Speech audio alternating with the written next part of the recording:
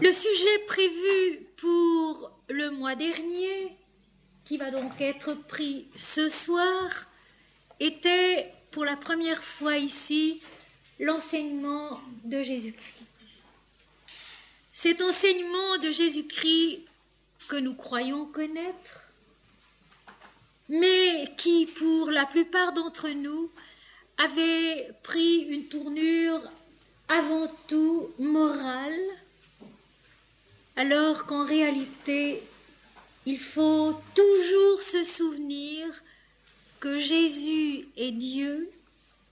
Il le dit et il le répète pendant le temps de la Passion, avant Vendredi Saint, avant Golgotha. Il le dit et il le répète à ses disciples qu'il est le Fils de Dieu, identique à Dieu. Dès lors, mes amis, il faut se rappeler de cela et se dire que, en tant que tel, il a très certainement autre chose à nous dire que ce qu'humainement nous pouvons penser d'emblée en lisant son enseignement. Ce soir, je vais prendre avec vous un texte excessivement connu dont nous allons essayer d'extraire ensemble ce que Jésus est venu nous apporter réellement, c'est-à-dire la révélation du royaume de Dieu. La révélation de ce royaume de Dieu qui n'est pas quelque part, ce qui sous-entend qu'ailleurs il n'est pas. Ce royaume de Dieu qui est absolu, qui est tout, qui est en nous et qui est toute la vie. Et ceci, nous l'avons largement oublié. Ramenons au fond les paraboles du Christ à des enseignements moraux et de comportement sur la terre entre les hommes. Il s'agit d'un dialogue entre Dieu et l'homme. Il s'agit d'un monologue intérieur entre Dieu et notre propre conscience, qui sont un et non pas deux. Et c'est à partir de là qu'il faut essayer de comprendre les évangiles, qu'il faut essayer de comprendre l'Apocalypse, qu'il faut essayer de comprendre toute la Bible. Et ceci, mes amis, il est incontestable que nous devons à l'Inde de le redécouvrir un peu aujourd'hui.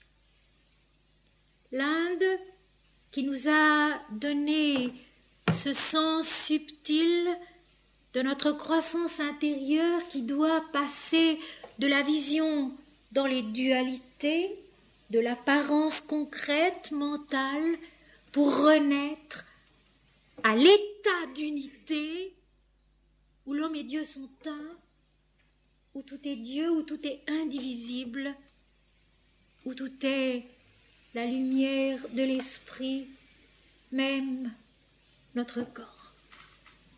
C'est bien Sri Aurobindo qui de nos jours a écrit et qui a prouvé par sa vie, par son enseignement, par son travail, que même le corps est destiné à se souvenir qu'il est Dieu.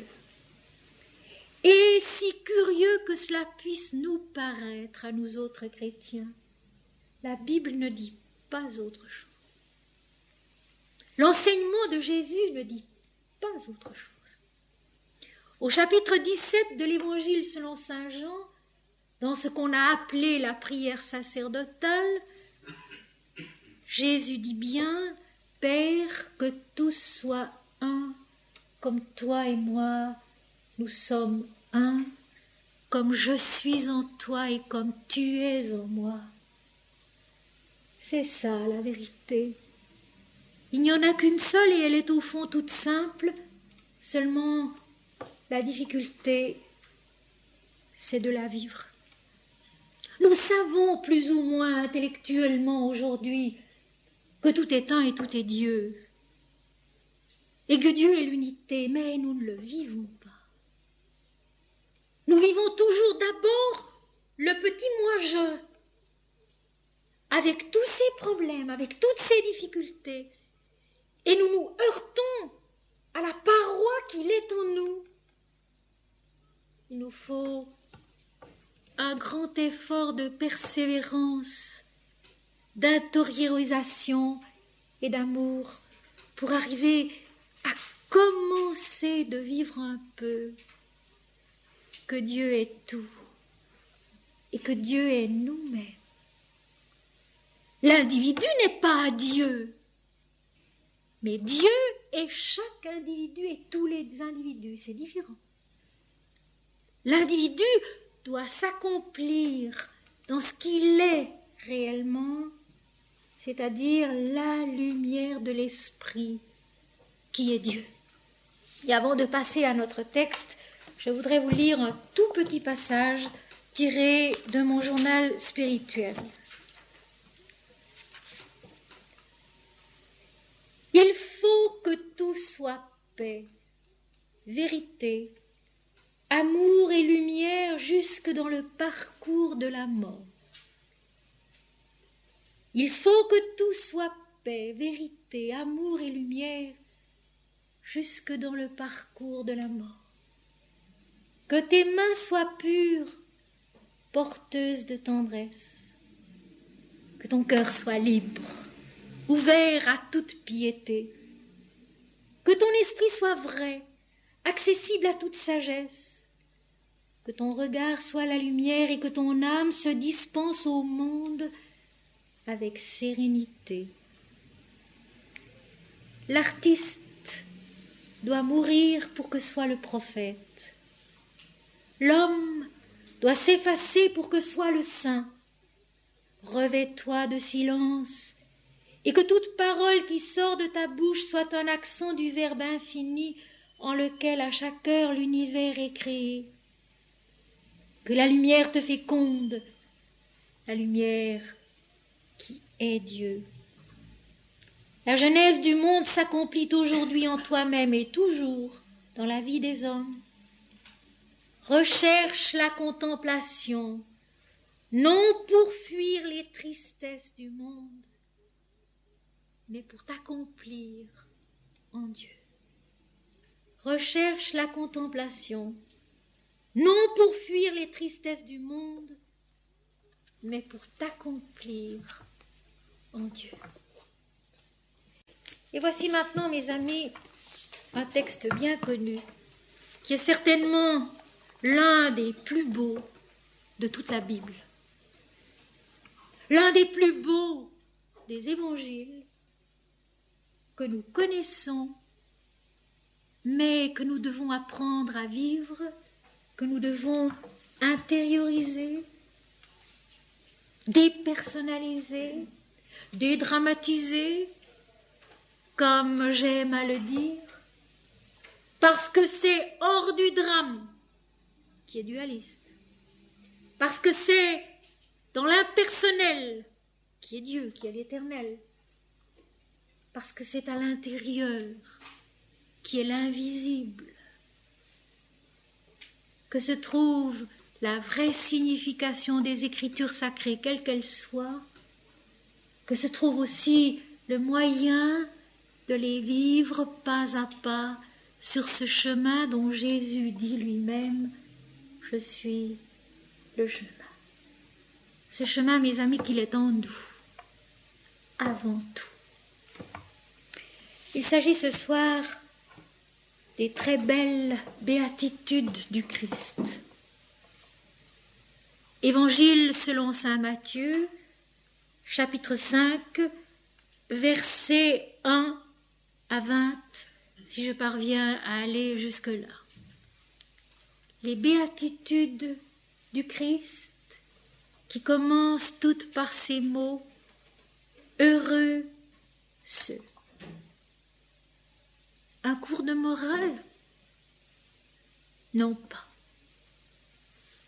Le chemin de la béatitude.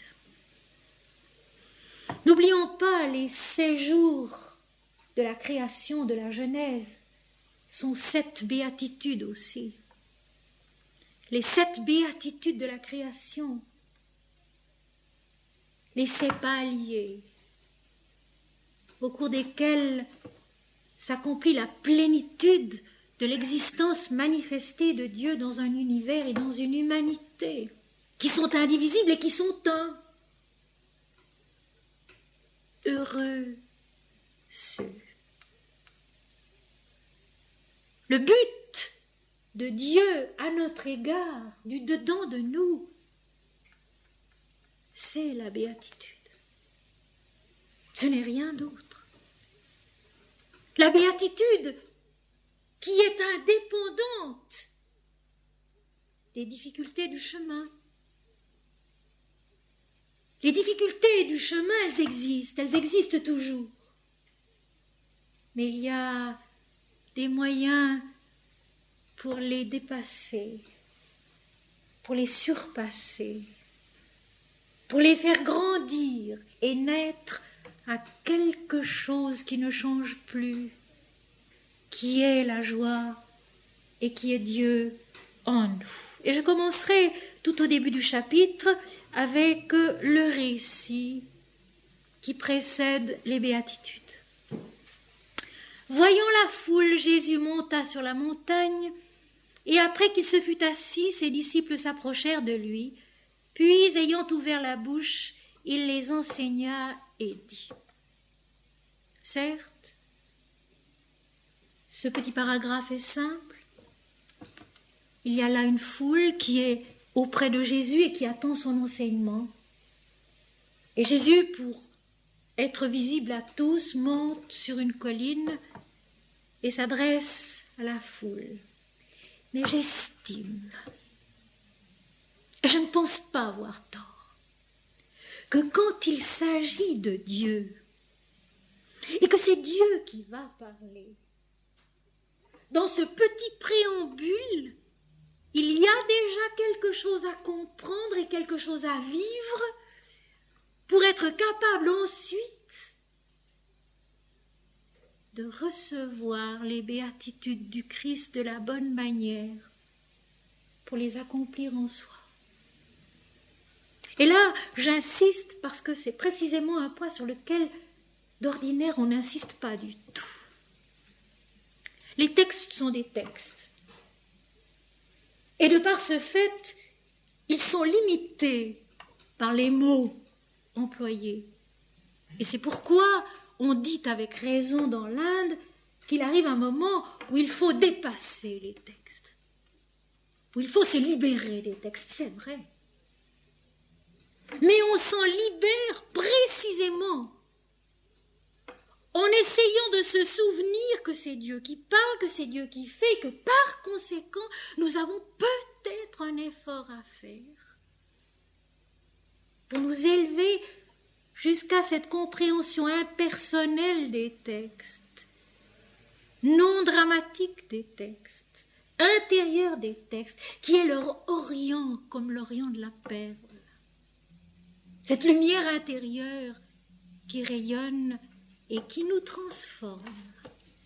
Et c'est dans ce sens-là que les textes sont dits sacrés et qu'ils nous sont précieux pour avancer sur un chemin qui sans eux devient souvent incohérent, terriblement confus et dominé par le moi individuel qu'on appelle l'ego.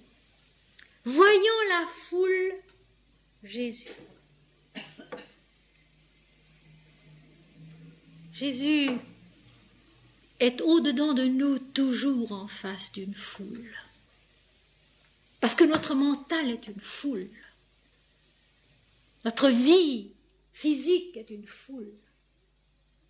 Il y a tant d'éléments en nous qui ne sont pas bien coordonnés, qui sont surtout beaucoup comme des brebis sans berger, très égarés, ne sachant pas très bien comment se comporter et où aller pour sortir de leur confusion, de leur détresse, de leurs difficultés.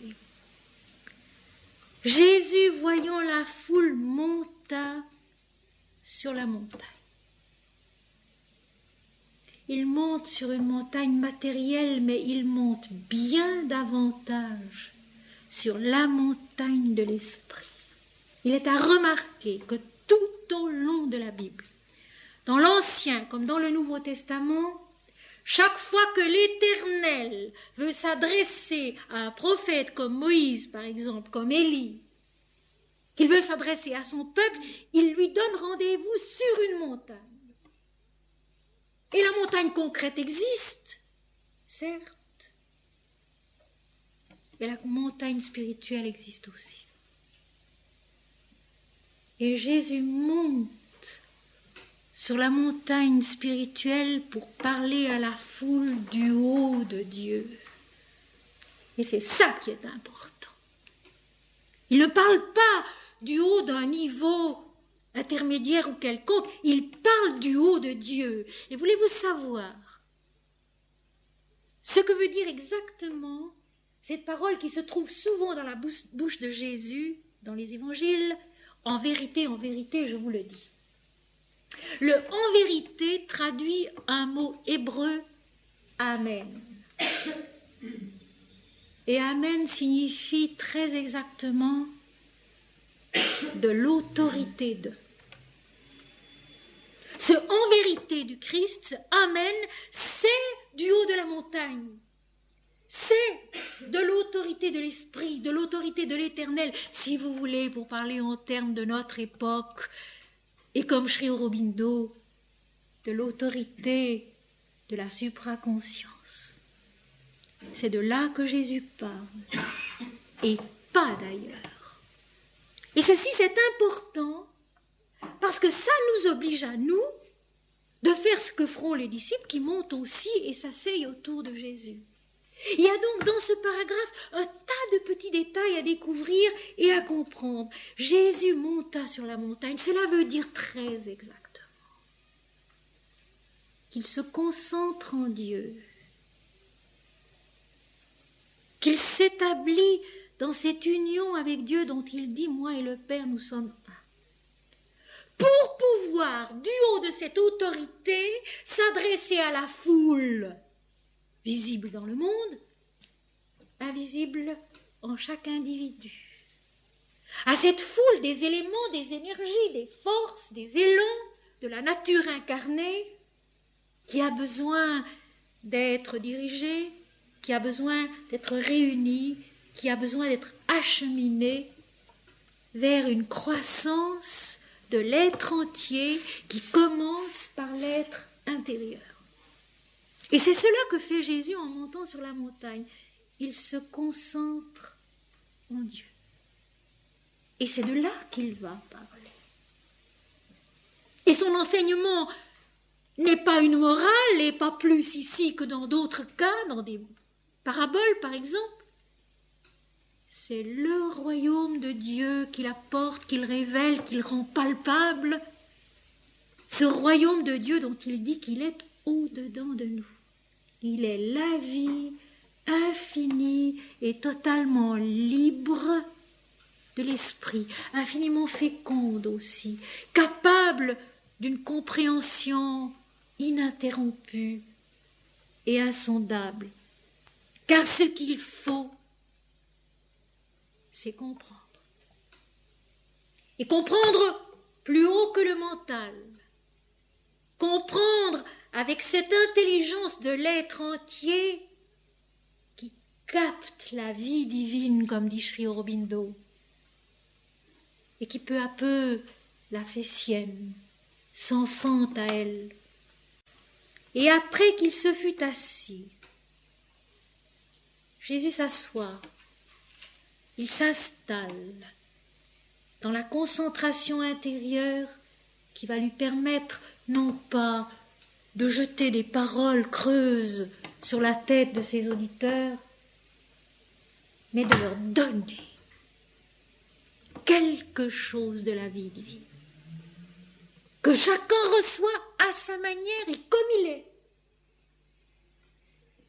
ni plus haut ni plus bas que les autres, chacun selon sa vérité. Cette vérité qui est Dieu en chacun et en tous. Après qu'il se fut assis, ses disciples s'approchèrent de lui. Donc vous voyez, les disciples aussi font l'effort. Et c'est le seul effort qui nous soit demandé. Parce que tout le reste, c'est Dieu qui le fait. Et je me rappelle ce cri de délivrance poussé par l'une de mes élèves de Lausanne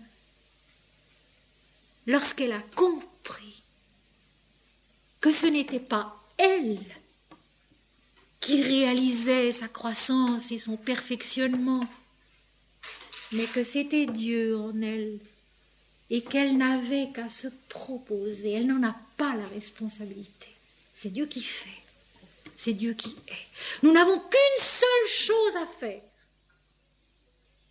C'est nous approcher. Nous approcher par l'amour, nous approcher par la confiance, nous approcher par une soumission qui est faite de liberté, de joie et de persévérance, de beaucoup de persévérance, parce qu'il en faut. Jour après jour, recommencer à s'approcher, recommencer à monter sur la montagne et s'installer autour de celui qui, en nous, est un avec l'Éternel. Puis, ayant ouvert la bouche, il les enseigna et dit. Et on peut dire que les paroles que le Christ prononce sont des mantras. Mais des mantras au sens essentiel du terme. C'est-à-dire des paroles issues du verbe de vérité, du verbe créateur, du verbe révélateur. Jésus ouvre la bouche et ce qui sort de sa bouche, ce ne sont pas des paroles mentales, ce sont des mantras, c'est-à-dire des paroles qui créent en nous ce qu'elles expriment. Et curieusement, c'est sainte Thérèse d'Avila qui a donné la meilleure définition que je connaisse du mantra. Elle explique dans ses demeures du château de l'âme que lorsque Jésus s'approche de ses disciples, il leur dit « La paix soit avec vous ». Et elle ajoute « Quand le Christ dit « La paix soit avec vous », il crée cette paix dans le cœur de ses disciples. Et c'est cela le mantra.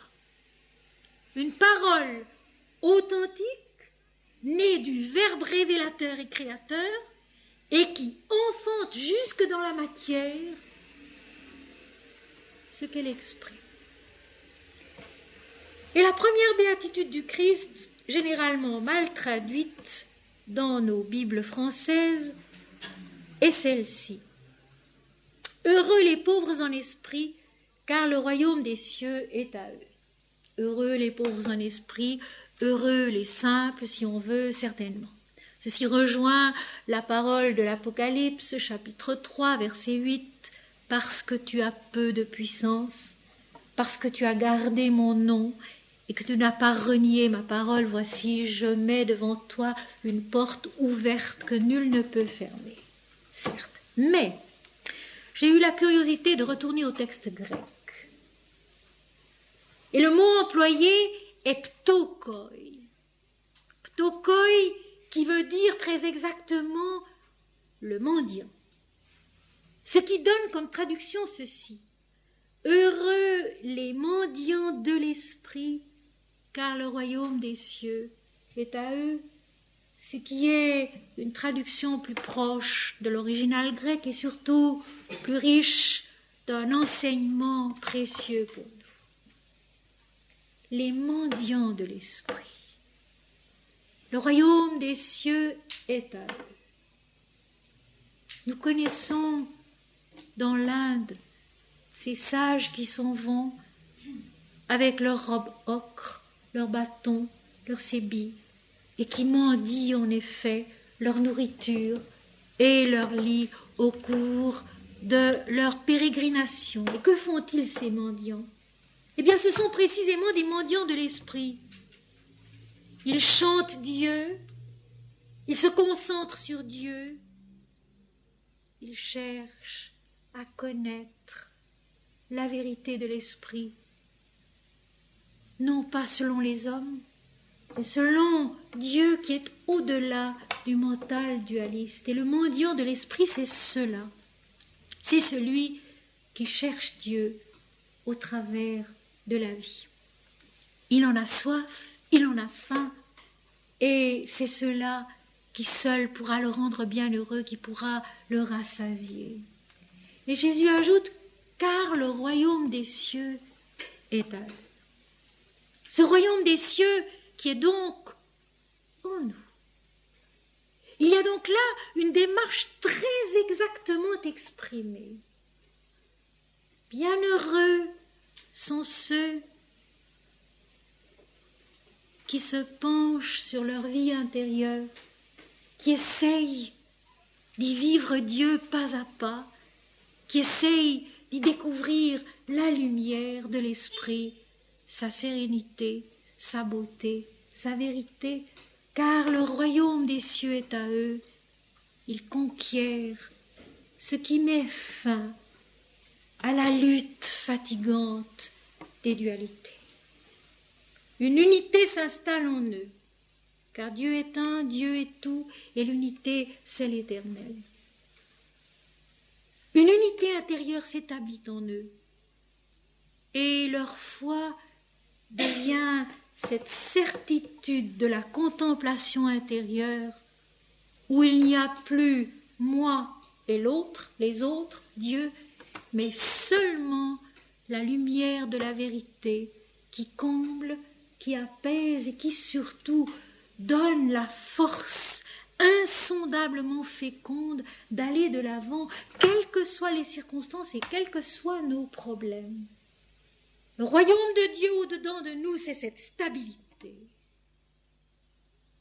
que nous recherchons en vain, que chaque moment des jours qui passent nous enlève souvent, cette stabilité de la certitude et de l'amour, cette stabilité de l'invisible considéré comme plus réel que le visible. Le visible est mouvant, le visible change constamment.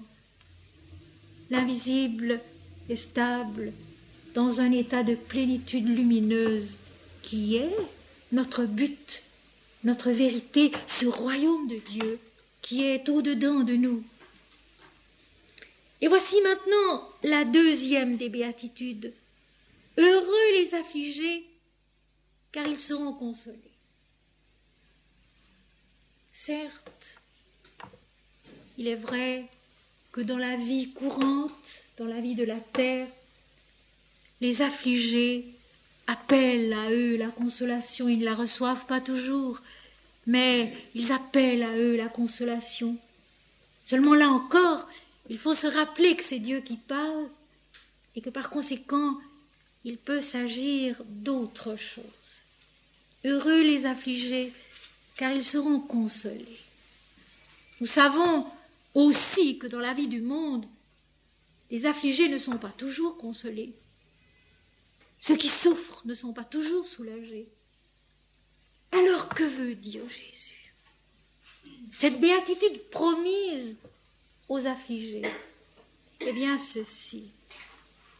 Heureux ceux dont la peine est Dieu et dont la consolation est Dieu. Heureux ceux dont la peine est Dieu et dont la consolation est Dieu. Ceux qui s'en vont effectivement comme les mendiants de la première béatitude en ayant soif de Dieu avant tout.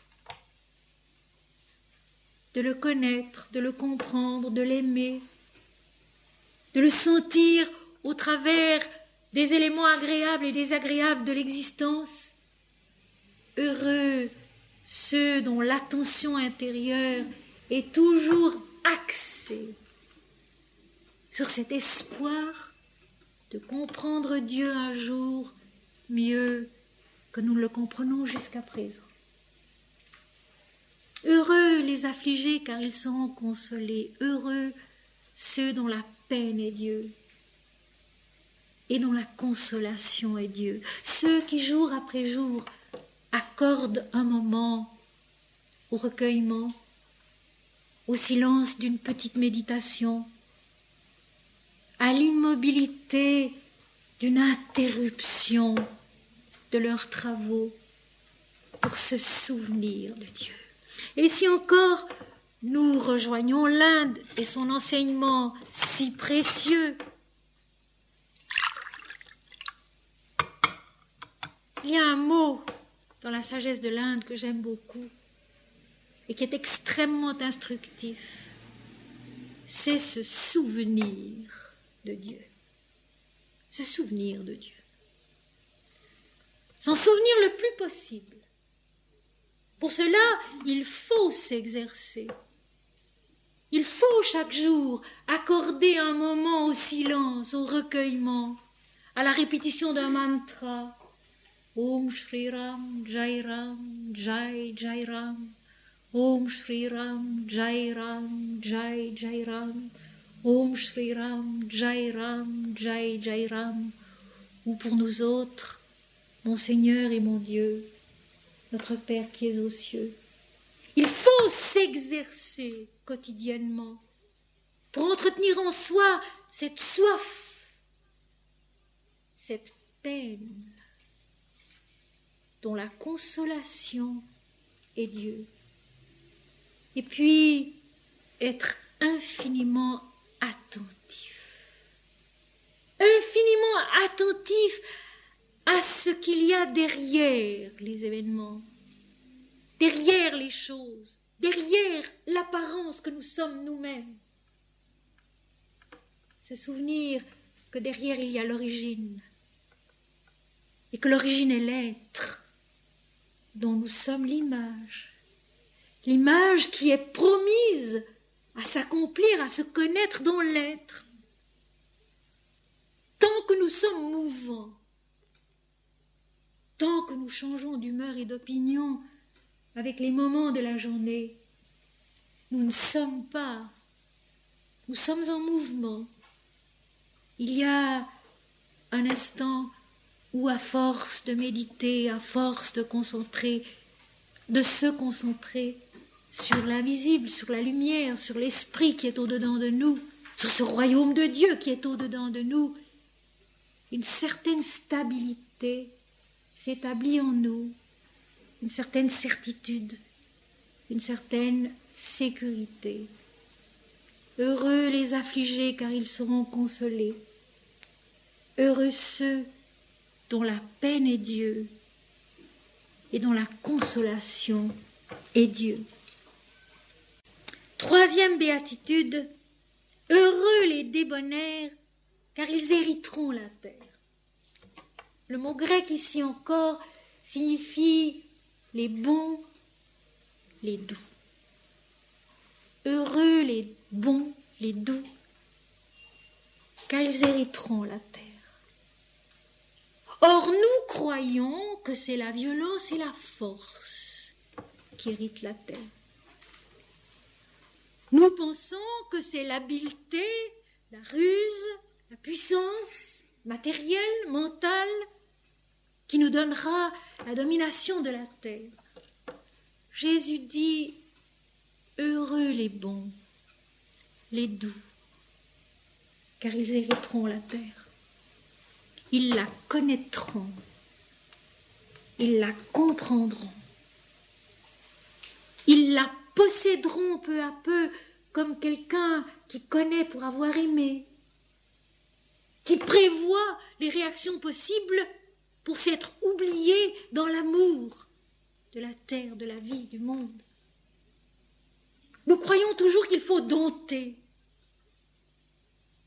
Il faut conquérir par la douceur, par la bonté, celle qui accueille comme le Seigneur nous accueille, ainsi qu'il est dit dans la Bhagavad Gita, comme l'homme vient à moi, ainsi je le reçois, dit le Seigneur. Comme l'homme vient à moi, ainsi je le reçois. Et nous voudrions, nous, établir des barrières, des limites, et dire, toi tu ne crois pas comme cela, par conséquent tu n'entreras pas dans le royaume de Dieu. Et moi, parce que je crois comme cela, j'entrerai dans le royaume de Dieu. C'est parfaitement faux. Comme l'homme vient à moi, ainsi je le reçois. Heureux les bons, les doux, car ils hériteront la terre. C'est la douceur qui est forte, mes amis, non la violence. Et dans l'Apocalypse, Jésus le dira encore. Celui qui tue par l'épée, il faut qu'il soit tué par l'épée. Celui qui met en prison, il faut qu'il soit emmené en captivité lui aussi. Et cette phrase inattendue qui suit, c'est ici la foi et la persévérance des saints.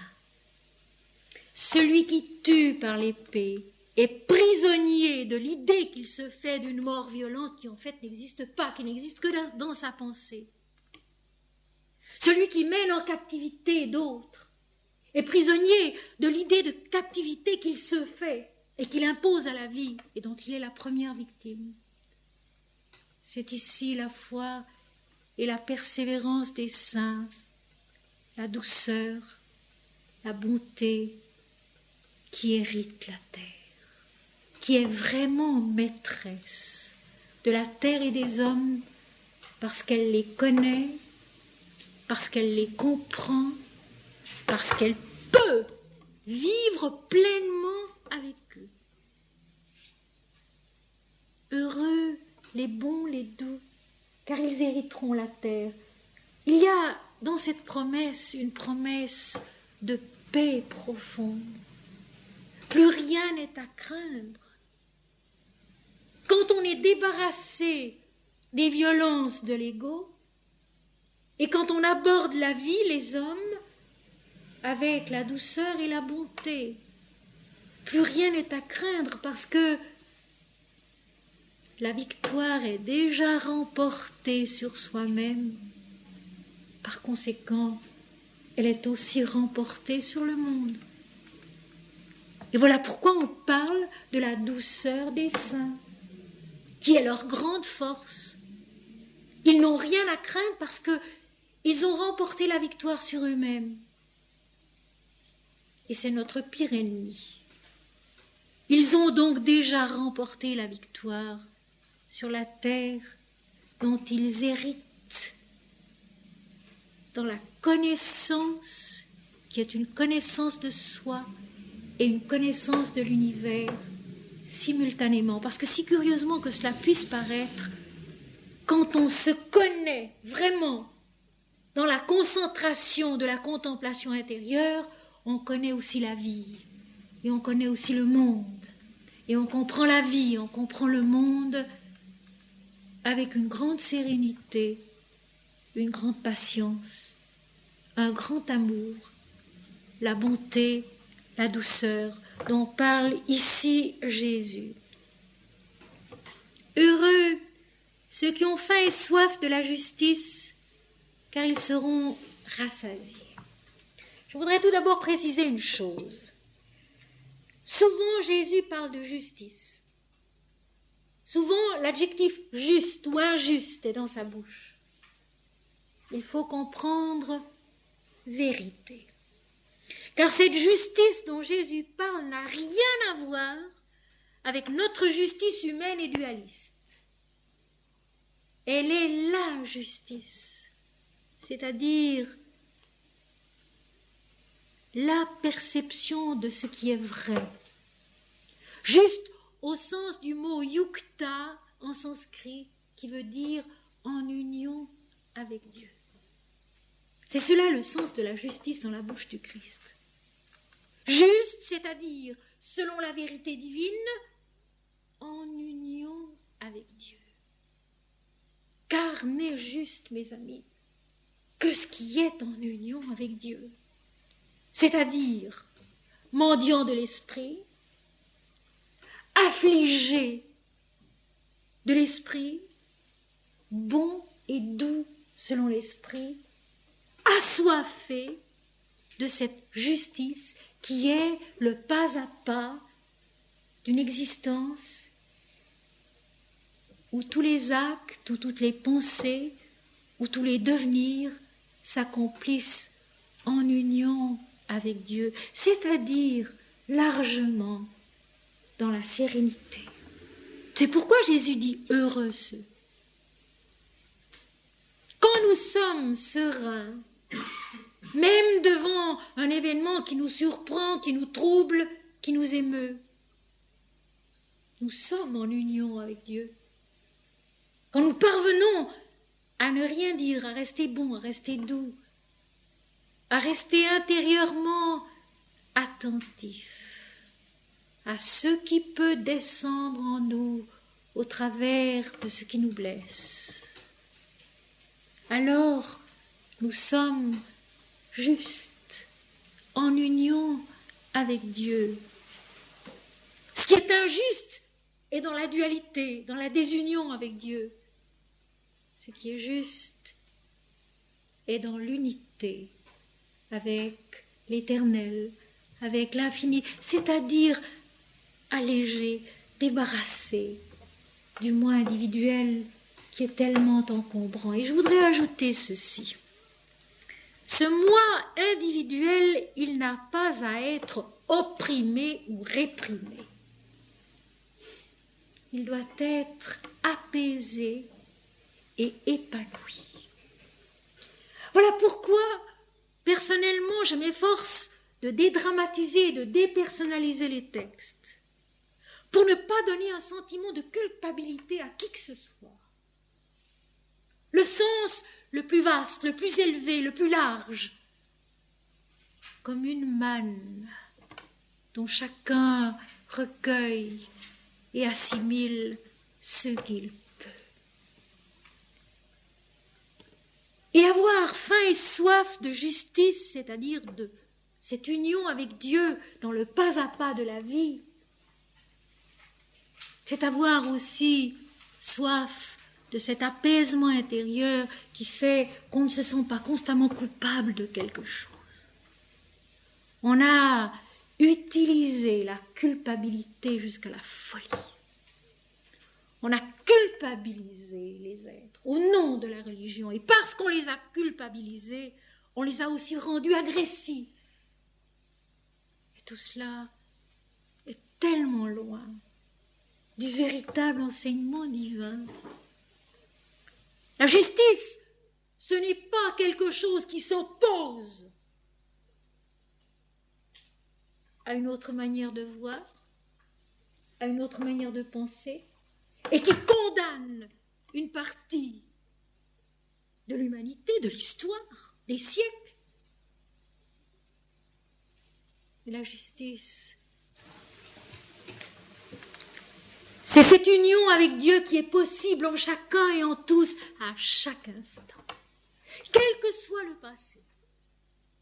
Et je vais vous dire ici une chose que vous ne savez peut-être pas, et qui se trouve dans les œuvres de saint Augustin, qui est considéré comme l'un des grands pères de l'Église.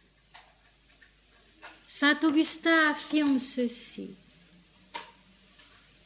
la religion chrétienne a toujours existé. Bien avant que le Christ vienne sur la terre, cette religion existait déjà et elle était la vérité des hommes, dès le commencement du genre humain. Et depuis que le Christ est venu sur la terre dans la chair, on l'a appelée la religion chrétienne. Mais elle existait déjà et elle était à tous les hommes. Bien voilà quelque chose qu'en général on ne sait pas, on ne sait plus, que surtout on a relégué, imaginant que le christianisme datait de la naissance du Christ sur la terre, ce qui est contradictoire totalement avec la notion même de Dieu qui est l'éternel, qui est l'infini, sans commencement ni fin, et le Christ qui lui aussi est sans commencement ni fin.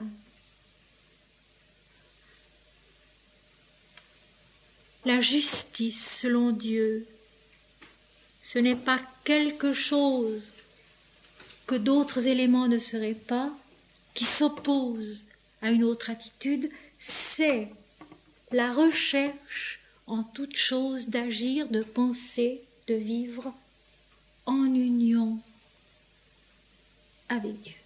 C'est-à-dire en union avec l'infini, avec l'éternel, avec l'impersonnel.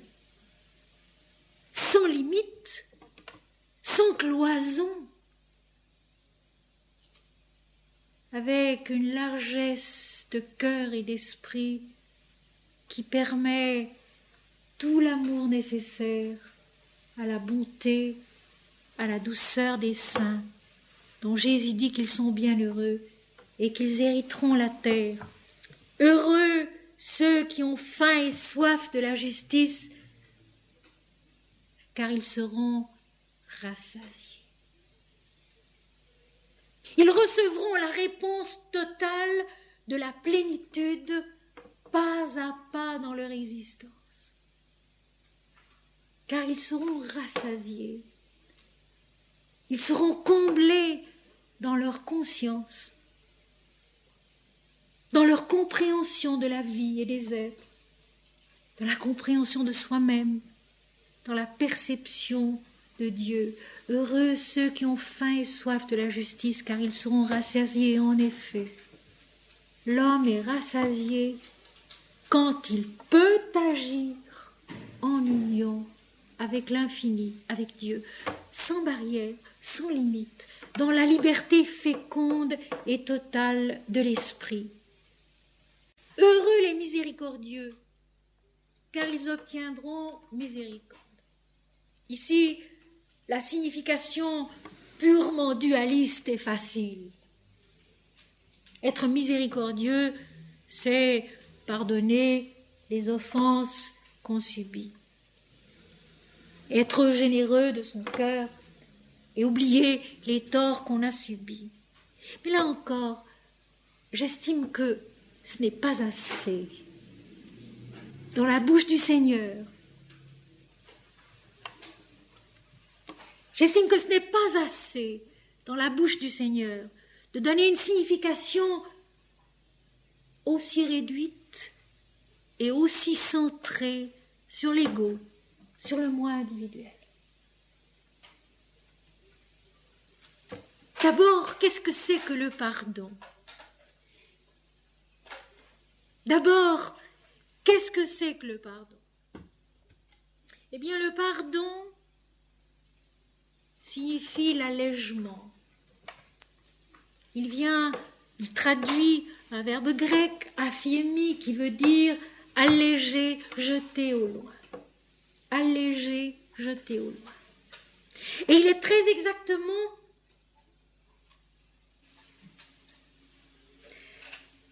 cet allègement de la conscience qui lui permet de monter à Dieu. Et il est une question que Ramakrishna posait aux personnes qui venaient à lui.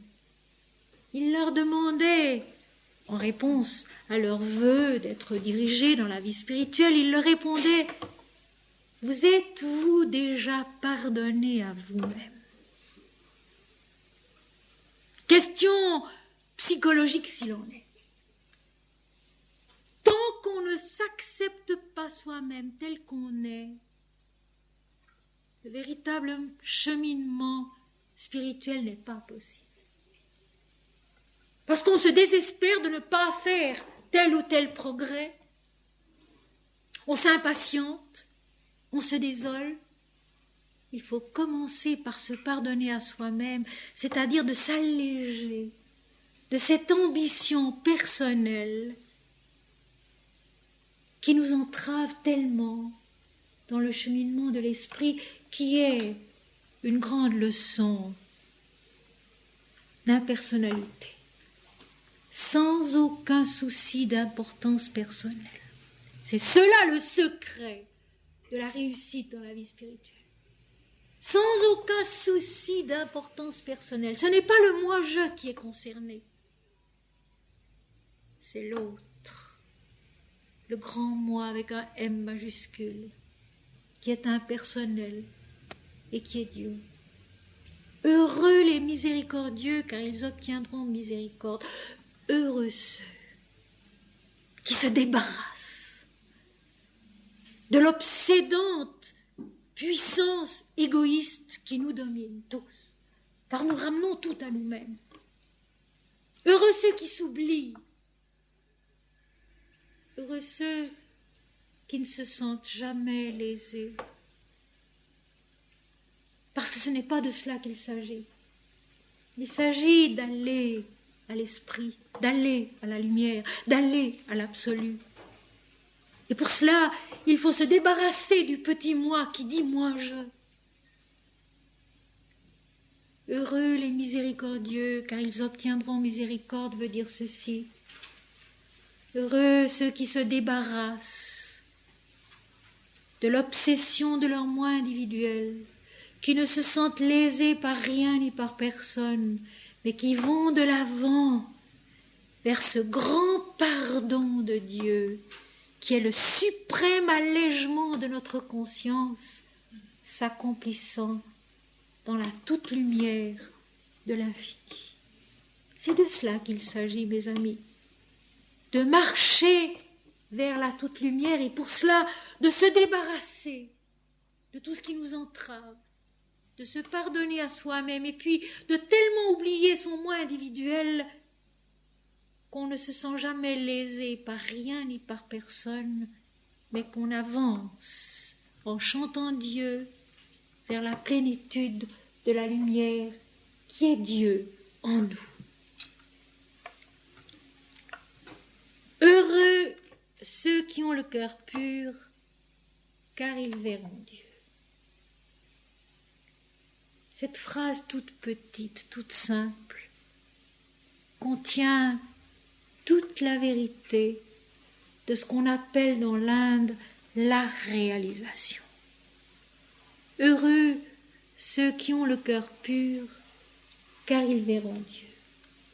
Qu'est-ce que c'est qu'avoir le cœur pur? Eh bien, les textes nous le disent assez. Être sans égoïsme et sans orgueil, être sans désir aucun, hormis celui d'avancer sur un chemin invisible où peu à peu le poids du moi-je diminue. Et puis c'est surtout une immense tendresse pour toute la vie, une immense tendresse pour l'invisible. On n'avance pas à pas en voyant Dieu à chaque pas. Et je pense ici aux deux chemins mystiques bien connus dans l'Inde, connus dans le christianisme. Saint Thomas d'Aquin en parle, la voie de l'affirmation ou la voie de la négation. Ces deux voies ont pour but effectivement de donner à l'homme un cœur pur, capable de capter Dieu.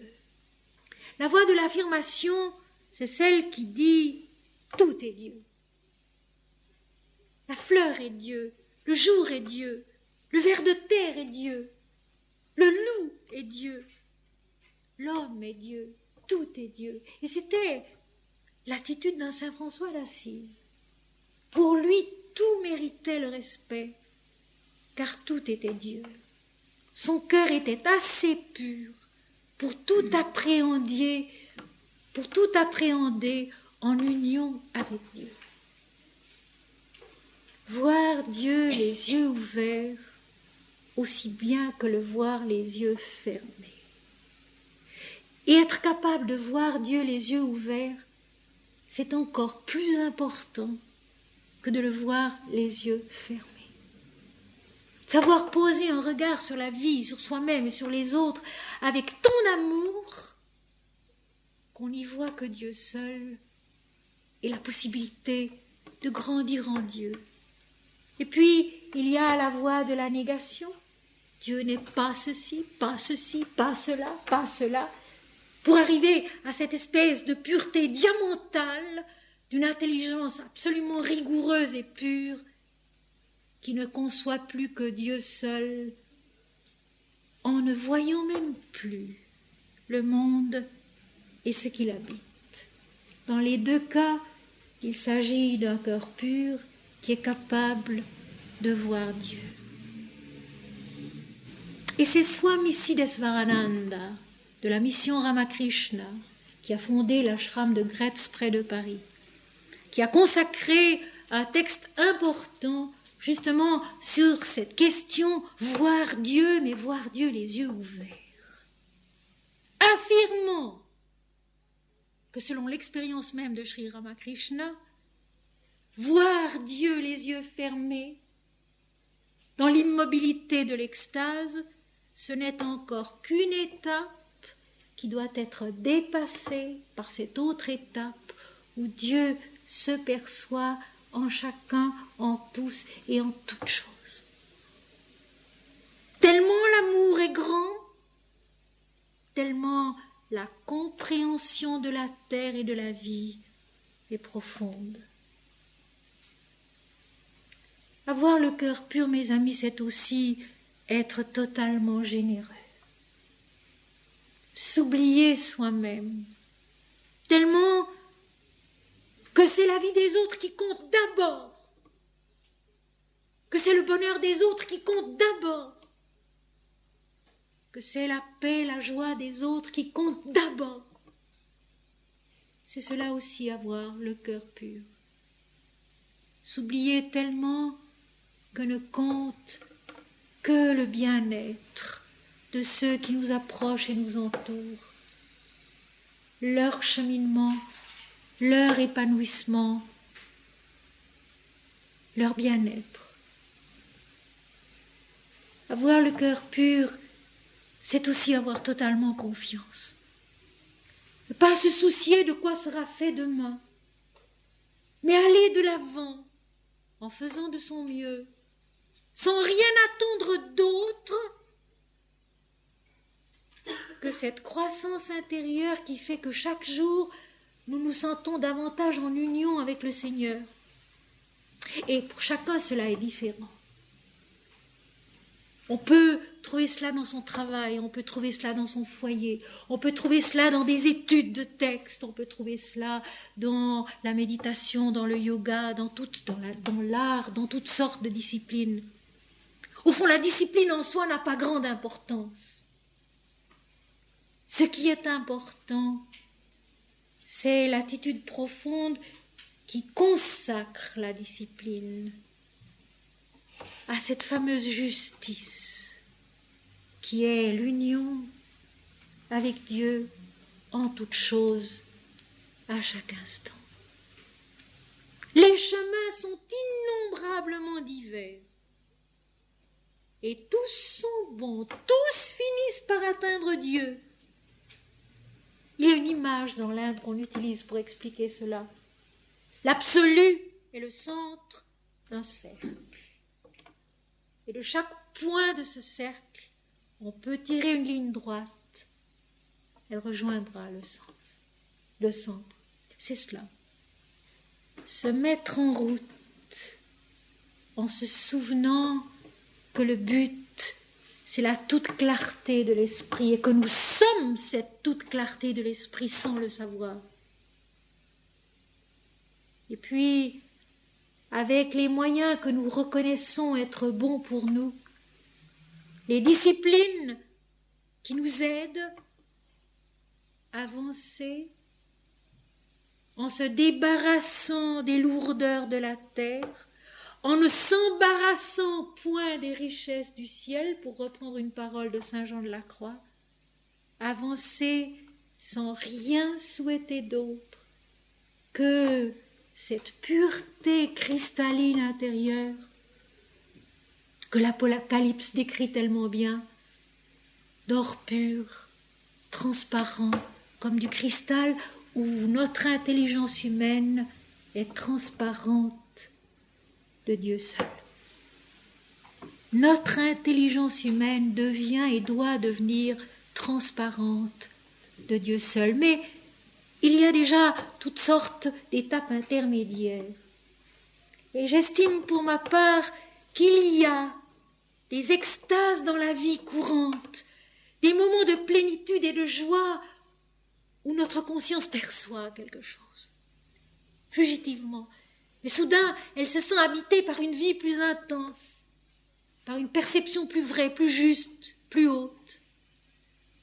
Eh bien, ce sont des instants précieux qu'il faut bien sûr dépasser, oublier, mais qu'il ne faut pas laisser passer inaperçus pour en goûter la joie. Une joie qui aide à grandir dans la vérité.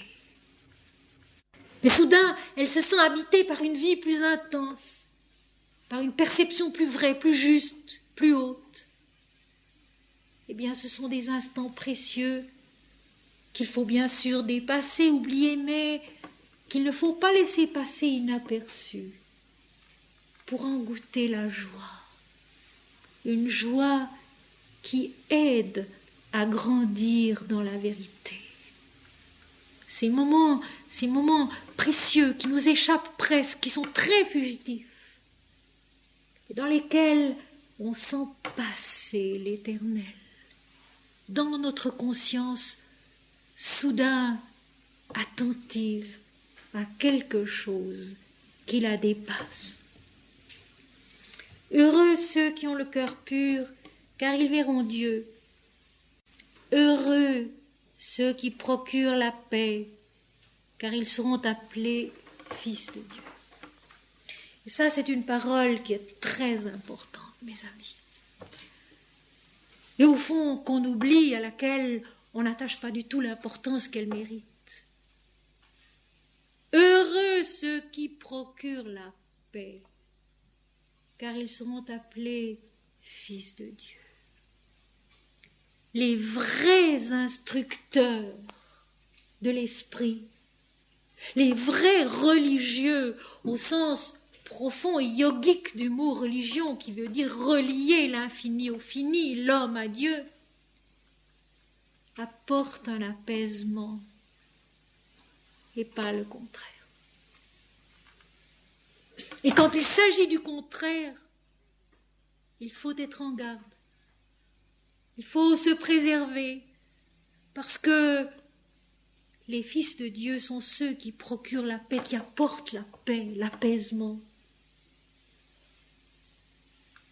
L'homme est si facilement angoissé, désécurisé, comme on dit aujourd'hui. La peur, la crainte, l'angoisse l'animent souvent et pour toutes sortes de raisons. Il se sent peu sûr de lui-même, encore moins sûr de l'invisible, et peu sûr de la terre sur laquelle il vit. Alors, le premier remède, c'est de tranquilliser, c'est d'apaiser, c'est de déculpabiliser, c'est de dédramatiser, c'est d'intérioriser, parce qu'à l'intérieur attend la paix.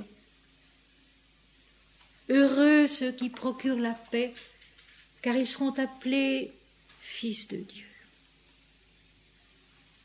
Ces représentants ici-bas, ceux qui donnent à la vie les forces, les énergies, les capacités de se développer sainement, complètement. Nous le savons pour nous-mêmes. Dans toute période agitée, toutes nos forces et tous nos moyens sont diminués. Dans une période paisible, au contraire, nous retrouvons nos moyens, nous retrouvons nos capacités et nous allons de l'avant. Heureux ceux qui procurent la paix, car ils seront appelés fils de Dieu. Et procurer la paix, c'est bien souvent simplement écouter ceux qui sont dans la peine. Les écouter, sans dire deux mots. Leur donner la possibilité de communiquer, de donner ce qui leur pèse, ce qui leur fait mal. Et puis d'avoir été écoutés, ils ont quelquefois l'impression d'avoir été compris, et plus, ils ont l'impression d'être pardonnés, au vrai sens du terme, d'être allégés. Heureux ceux qui procurent la paix, car ils seront appelés fils de Dieu, ses représentants sur la terre. Ceux qui vivent vraiment et deviennent l'homme complet, c'est-à-dire l'homme supraconscient, celui qui possède intérieurement la clarté, la certitude de l'esprit. Et maintenant ceci. Heureux ceux qui sont persécutés pour la justice, car le royaume des cieux est à eux. On sait, hélas, usage totalement faux qu'on a fait d'une telle parole comme de tant d'autres. À tel point que, à l'heure actuelle encore, et que dans les temps passés, au Moyen-Âge notamment, on recherchait la persécution comme une preuve de sainteté. Alors qu'il ne s'agit pas du tout de cela. Être persécuté pour la justice, car le royaume des cieux est à eux, c'est être intérieurement tourmenté par la soif de connaître cette justice qui est l'union avec Dieu. Être persécuté pour la justice, c'est être sur ce chemin du royaume des cieux qui est à nous, qui nous appartient de naissance. C'est Swami Ramdas qui le dit. L'immortalité, c'est l'héritage normal et naturel de l'homme. L'homme porte en soi l'immortalité, l'éternité. Et cette immortalité, cette éternité, c'est le royaume des cieux qui est en nous. Et être persécuté pour la justice, c'est être tourmenté par la soif de cette justice qui est l'union avec Dieu. C'est être tourmenté intérieurement par la soif de cette justice qui est l'union avec Dieu. Et ceci va éclairer le paragraphe suivant. Heureux serez-vous lorsqu'on vous outragera, qu'on vous persécutera et qu'on dira faussement de vous toutes sortes de mal à cause de moi. Réjouissez-vous et soyez dans l'allégresse, parce que votre récompense sera grande dans les cieux, car c'est ainsi qu'on a persécuté les prophètes qui ont été avant vous. Je dirais une chose, c'est que nous sommes d'abord persécutés par nous-mêmes. Nos doutes, nos incertitudes, nos variabilités intérieures, les angoisses de notre mental persécutent l'âme en nous. L'âme qui recherche l'union avec Dieu, l'âme qui recherche l'homme, fils de Dieu, et Dieu en lui. Persécuté à cause de mon nom, c'est persécuté à cause de la présence divine qui est en vous. Et nous nous persécutons nous-mêmes avec nos doutes, avec notre mensonge fondamental qui fait que nous nous identifions à la personne humaine qui passe et que nous oublions que nous sommes nés de Dieu, nés de l'infini, à l'image de l'infini. Et nous sommes persécutés d'abord par ce mensonge intérieur de notre identification avec le petit moi personnel qui vit un certain nombre de décades sur la terre. Heureux serez-vous quand vous serez ainsi persécutés. Heureux serez-vous quand vous serez ainsi inquiétés intérieurement. Car votre récompense sera grande dans le ciel, car vous êtes sur le chemin de la découverte intérieure, de la présence de Dieu en soi, en chacun et dans le monde. Il y a effectivement souffrance, il y a une espèce de persécution qui nous vient de nous-mêmes et qui nous vient de l'environnement aussi. Tout dans la vie vient nier la vie de l'esprit. Quand on a été en communion avec l'esprit et qu'on revient à la conscience habituelle de la terre, il semble que tout vienne renier ce qu'on a vécu un instant auparavant et qui paraissait pourtant tellement clair et tellement évident.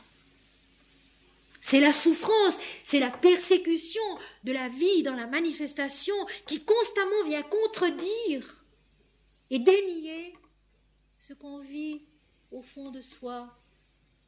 Heureux serez-vous, car votre récompense sera grande dans le ciel. Persévérant sur ce chemin difficile de la conquête intérieure, où rien n'est évident, où bien souvent tout est dénié pas à pas, persévérant sur ce chemin de la recherche intérieure, par la méditation, par le silence, par l'oubli de soi, qui est tellement important. Un jour, effectivement, une grande richesse est la nôtre, c'est celle d'une certitude que plus rien ne peut venir nous ôter. Et là, je dirais encore que pour chacun, cette richesse est différente. Et c'est Swami Vivekananda qui disait « Il y a autant de yoga qu'il y a d'hommes. Il y a autant de chemins qu'il y a d'hommes. Il y a autant de difficultés, de persécutions, de troubles, de doutes qu'il y a d'hommes. Mais la réponse finale, elle est unique et elle est indivisible. Elle est la toute clarté de l'esprit dans la conscience de l'homme profondément apaisé et comblé. Vraiment le sentiment qu'on n'a plus rien à attendre, que tout est là, que tout est vrai, que tout est lumière et que tout est accompli. Vous êtes le sel de la terre, mais si le sel perd sa saveur, avec quoi la lui rendra-t-on? Il ne sert plus qu'à être jeté dehors et foulé aux pieds par les hommes. Vous êtes la lumière du monde. Une ville située sur une montagne ne peut être cachée, et on n'allume pas une lampe pour la mettre sous un boisseau, mais on la met sur le chandelier et elle éclaire tous ceux qui sont dans la maison. Que votre lumière luise ainsi devant les hommes, afin qu'ils voient vos bonnes œuvres et qu'ils glorifient votre Père qui est dans les cieux. Vous êtes le sel de la terre, mais si le sel perd sa saveur, avec quoi la lui rendra-t-on? Il ne sert plus qu'à être jeté dehors et foulé aux pieds par les hommes. La saveur de l'homme, c'est l'esprit. La saveur de l'homme, c'est la justice de cette union avec Dieu. Perdant cette saveur, il n'est en effet plus grand-chose. La saveur de l'homme, c'est Dieu. Mais si le sel perd sa saveur, avec quoi la lui rendra-t-on? Il n'y a absolument rien qui puisse remplacer cette saveur, qui est l'esprit, qui est la toute conscience, la toute connaissance, l'éternel et la toute lumière. La saveur de l'homme, c'est Dieu. Et s'il perd cette saveur, il ne lui reste rien. Il est bon, dit Jésus, à être jeté dehors et foulé aux pieds. Vous êtes la lumière du monde. L'homme est ce pivot de la conscience incarnée où les éléments inférieurs de l'incarnation, le physique, le vital et le mental vital, sont capables d'être transcendés, d'être dépassés, d'être enfantés à leur vérité profonde, qui est la toute lumière de l'esprit. Sri Aurobindo, lui, il explique extrêmement bien cela. Ce rôle de l'homme, cette conscience mentale de l'âme capable de dépasser la dualité de la manifestation et de rentrer, de renaître à la vérité de l'union avec l'esprit, de l'union avec Dieu. Vous êtes la lumière du monde. Et une lumière n'est pas faite pour être cachée. Jésus compare cela à une ville sur une montagne ou à une lumière qu'on ne met pas sous le boisseau. Cette lumière, elle doit rayonner dans le monde. Le rayonnement est la forme la plus bénie, mais le rayonnement est vrai quand il est inconscient. Quand c'est Dieu qui rayonne de nous, sans que nous fassions quelque chose de spécial pour cela. Quand c'est authentique, spontané, inattendu, involontaire.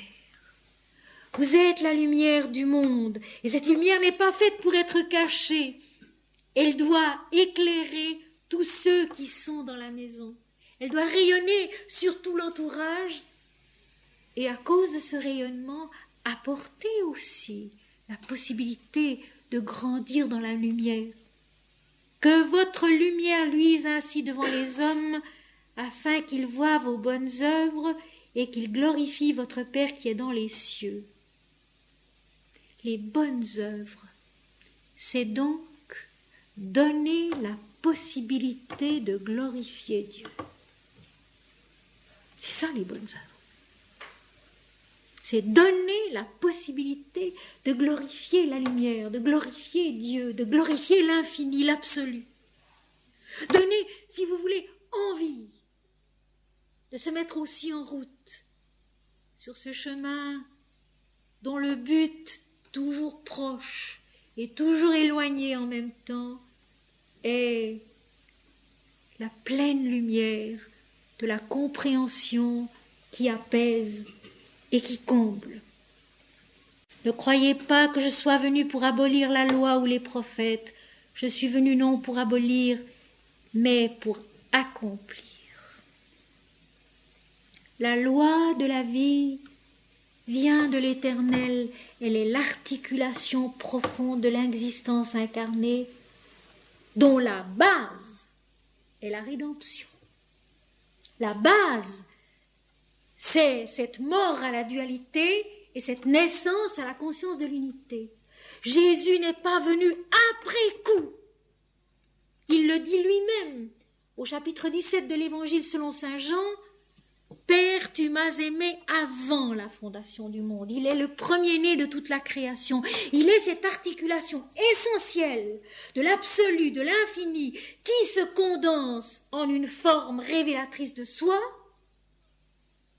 Cette forme qui est la première-née de toute la création et qui est aussi la première-née parmi les morts, comme le dira l'Apocalypse, c'est-à-dire le retour.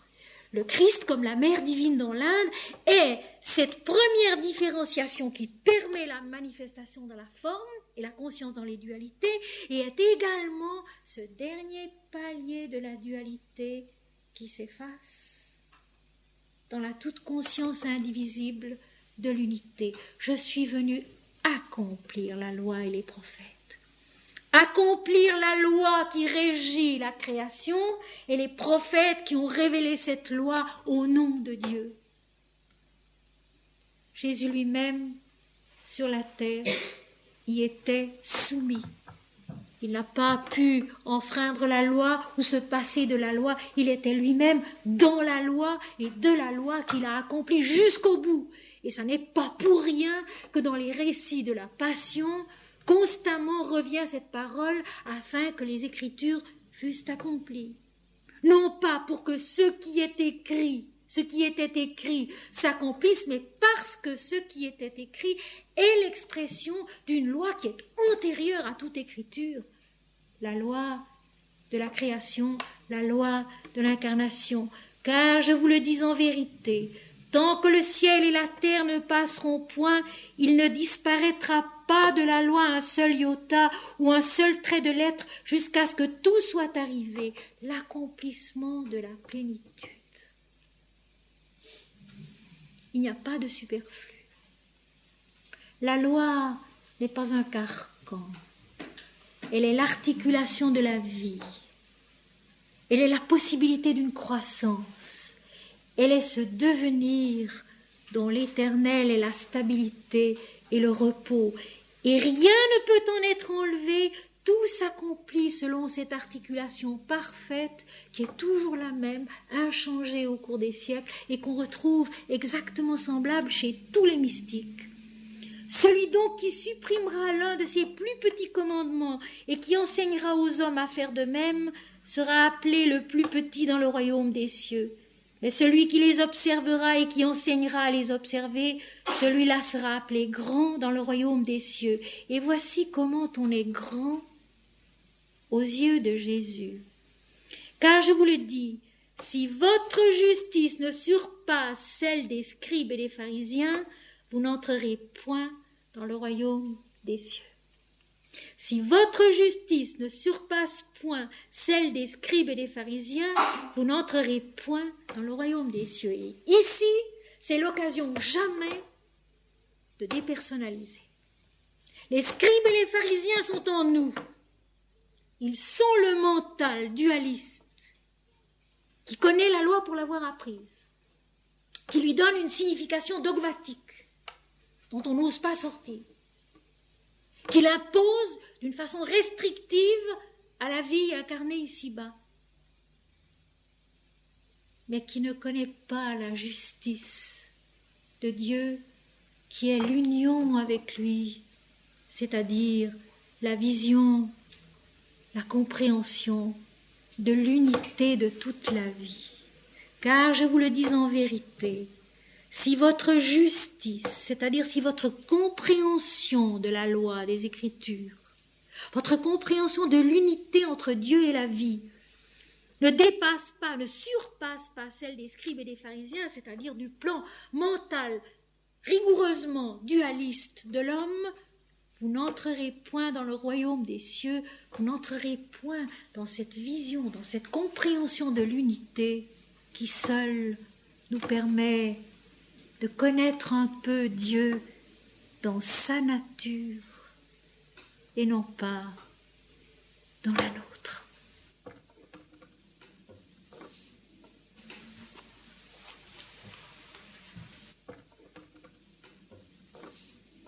Dans l'offrande lyrique de Rabindranath Tagore, ceci: je n'ai pas eu conscience du moment où d'abord j'ai franchi le seuil de cette vie. Quel fut le pouvoir qui m'a fait éclore à ce vaste mystère comme une fleur s'ouvre à minuit dans la forêt? Lorsqu'au matin mes yeux se sont ouverts à la lumière, j'ai aussitôt senti que je n'étais pas un étranger sur cette terre et que sous la forme de ma mère, l'inconnaissable sans forme et sans nom m'embrassait. Ainsi de même dans la mort, le même inconnu m'apparaîtra comme si je l'avais connu toujours.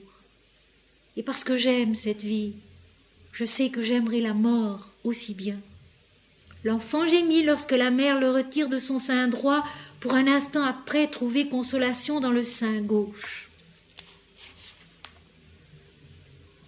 C'est ainsi que la joie que tu prends en moi est si pleine. C'est ainsi que tu es descendu jusqu'à moi, ô Seigneur, Maître de tous les cieux. Si je n'existais pas, où serait ton amour? Tu m'as pris comme associé de ton opulence. Dans mon cœur se joue le jeu sans fin de tes délices. Par ma vie prend forme incessamment ton vouloir. Et c'est pourquoi toi, roi des rois, tu t'es revêtu de beauté afin de captiver mon cœur. Et c'est pourquoi ton amour se résout lui-même dans cet amour de ton amant.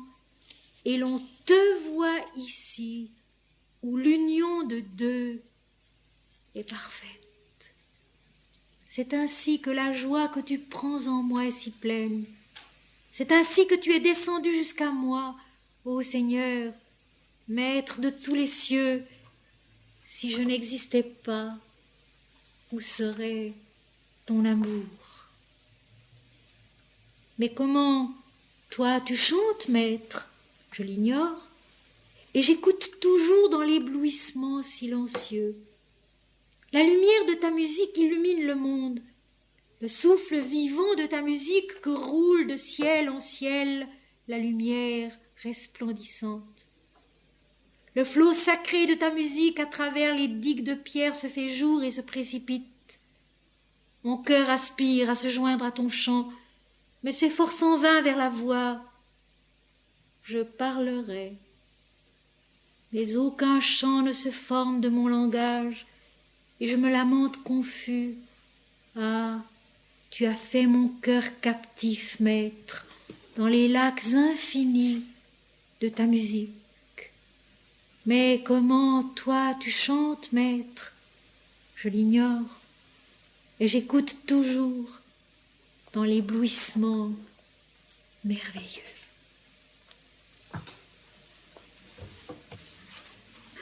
Les amis, nous allons terminer cette soirée par un moment de recueillement silencieux